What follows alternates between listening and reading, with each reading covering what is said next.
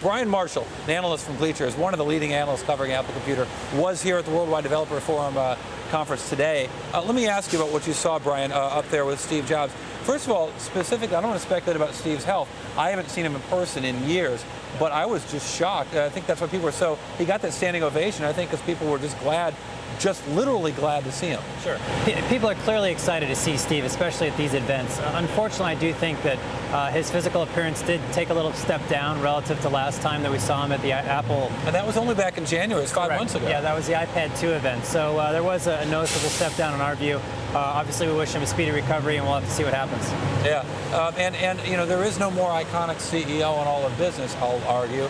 Similarly, he is a guy who has so much to do with product development and the way products are developed and what they are when they're finally done. Sure. What did you see today when you looked at the products announced that struck you as particularly Apple? Well, I think the iCloud service basically stole the show. I mean, clearly from day one, the service offerings are much better than everybody expected. So it's not just a digital locker for your music or your documents, but you're going to have iTunes in the cloud, you're going to have documents in the cloud. PhotoStream looks like a really compelling application. So there's going to be a lot there. Video will obviously be the next segment that we hear about going forward. So iCloud looks pretty cool. Regarding PhotoStream, I noticed that there was talk of, that demonstrating how it works on the Apple TV. A lot of the things about making this work better on Wi-Fi seem to be a lot of the ways the Apple TV device works. I don't think Apple TV has been the runaway success, so most of our viewers probably don't know Apple TV very well. It's $100. I have one in my house, two in my house, and it is actually a very interesting product. Do you see some of this as a way to try to pull Apple TV into the world of the 21 million, I think it was, wasn't there 25 million iPad users? Yep.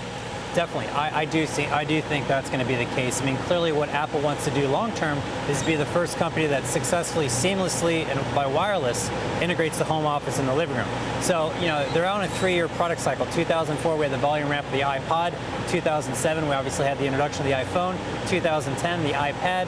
2013 could be an Apple TV that you put on the wall. But clearly, the Apple TV product that you referenced is kind of Pandora's box. We'll have to see what comes out of that. Now, they bagged the MobileMe service that has somewhere between, I think one of Forrester estimates said 3 million users out there. Yeah. They're getting $100 a year for that. Yeah. So that's not a small revenue device. Other analysts have been out there saying it could be as many as 8 million users, maybe more.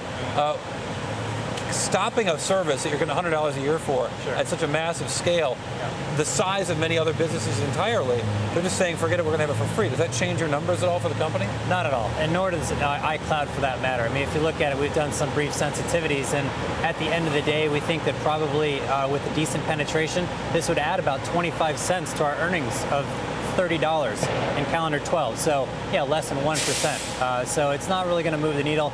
Clearly what drives Apple is... But wait a minute. This could take $300 million out of revenues. I know it's a big company, but if they just say, you know what, we're done with this business, we're not going to take the money anymore, that's got to lower your numbers for some reason, right? Well, I actually forecast $130 billion in revenue next year. So I think Apple will become the largest tech company in terms of revenue generation next year. So, we'll see what happens, this coming period when they report the June numbers. But, my estimates are pretty conservative, and I think they'll probably beat those estimates. Okay. Brian Marshall from Gleacher, glad to come out here in this semi-spitting rain, like we call it in San Francisco, sun.